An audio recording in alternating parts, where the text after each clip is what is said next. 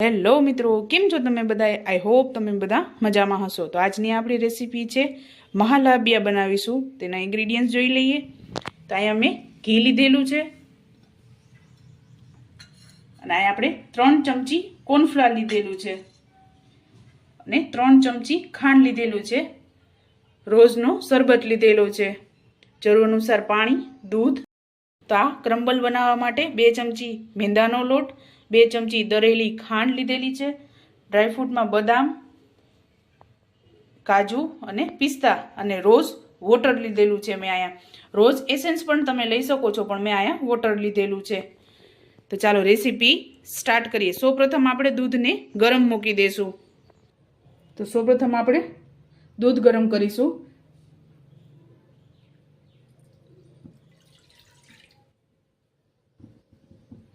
Normal સવારે દૂધ આવે તે જ મેં લીધેલું છે. તો આ દૂધ સવારે એકવાર મેં ગરમ કરી લીધું છે, એટલે આપણે આ નોર્મલ ગરમ દૂધ છે જ, પણ એકવાર આપણે આમાં ગરમ થવા દેશું. ત્યારબાદ તેમાં ખાંડ એડ કરીશું.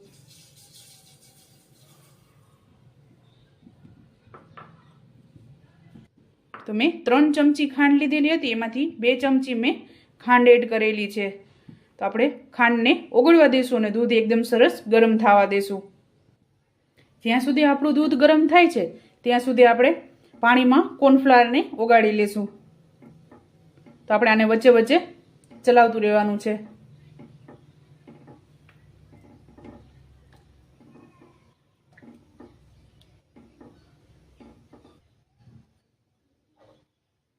તો આપણે થોડું પાણી એડ કરશું.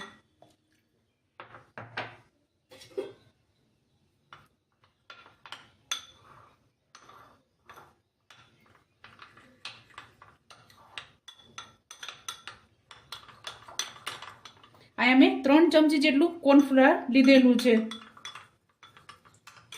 જેટલું દૂધ હોય એ પ્રમાણે તમે આમાં કોર્નફ્લાવર એડ કરી શકો છો. જો તમે 1.5 લીટર દૂધ લીધેલું હોય તો આપણે આમાં 10 ચમચી કોર્નફ્લાવર લેવાનું છે. આમાં આ રીતે આપણું દૂધ ઉકળવા માંડ્યું છે, તો એમાં આપણે કોર્નફ્લાવર એડ કરી દઈશું.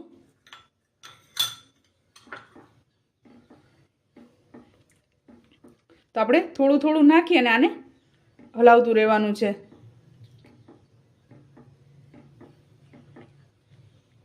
તો આપણે આ એકદમ સરસ ઘાટું થઈ ગયું છે, તો આપણે ગેસને બંધ કરી દઈશું અને આને આપણે જે બાઉલમાં જમાવા મૂકવાનું છે તેમાં આપણે એડ કરી દઈશું. એકદમ સરસ આ રીતે ઘાટું થઈ જાય એટલે આપણે આને ઉતારી લેવાનું છે. તો આપણે આને ઉતારી લેશું.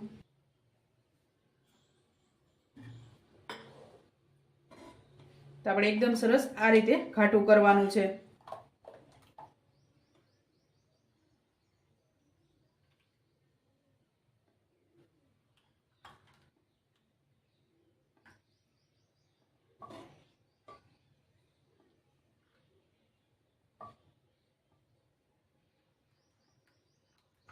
એમાં રોઝ વોટર એડ કરશું.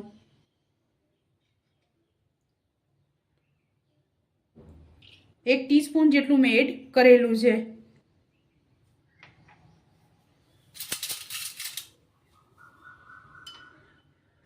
આપણે આને મિક્સ કરી લેશું.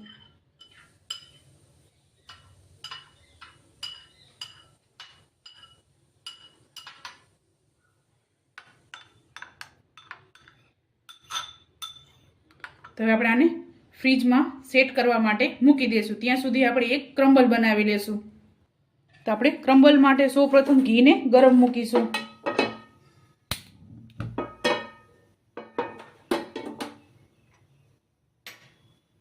તો આપણું ઘી ગરમ થઈ ગયું છે. સૌપ્રથમ એમાં ડ્રાયફ્રૂટને રોસ્ટ કરી લેશું.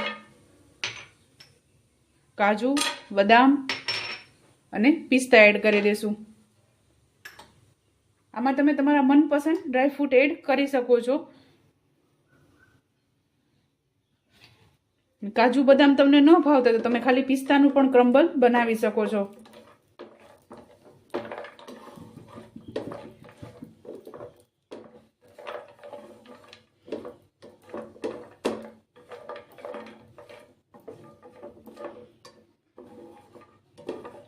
તો આપણા ડ્રાયફ્રૂટ રોસ્ટ થઈ ગયા છે, તો આને આપણે કાઢી લેશું.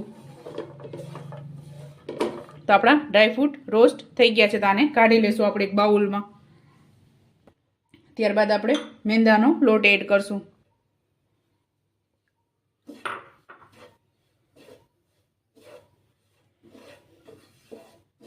તો હવે આપણે આને શેકવાનું છે જ્યાં સુધી તેની કચાશ દૂર ન થાય ત્યાં સુધી.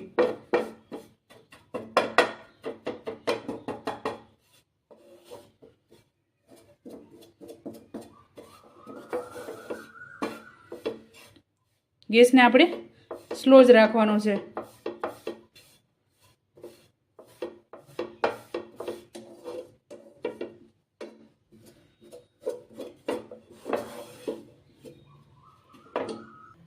તો આપણે આ રોસ્ટ થઈ ગયું છે. તો આને આપણે એક બાઉલમાં કાઢી અને આને ઠંડુ થવા દેશું.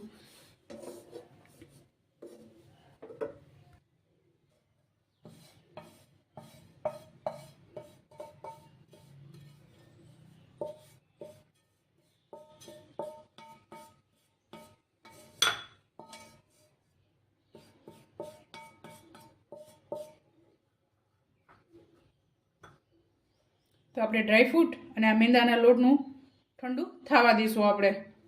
તો આપણે આ ઠંડુ થાય ત્યારબાદ આપણે આને મિક્સર જારમાં પીસી લેશું. એકદમ સરસ સેટ થઈ ગયું છે. તો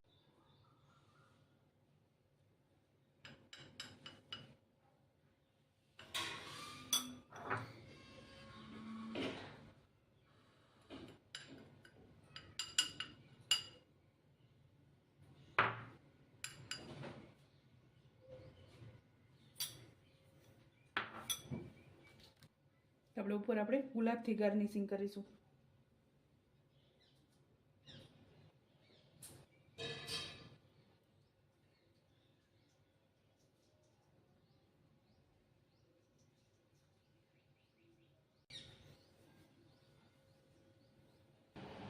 તો ચાલો મિત્રો, તૈયાર છે આપણું મહાલાબિયા. તમે પણ આ જ રીતે બનાવજો અને મને યાદ કરજો. મારા વિડીયોને લાઈક, શેર અને સબસ્ક્રાઈબ કરવાનું ભૂલતા નહીં. તો ચાલો મળીએ નેક્સ્ટ વિડીયોમાં.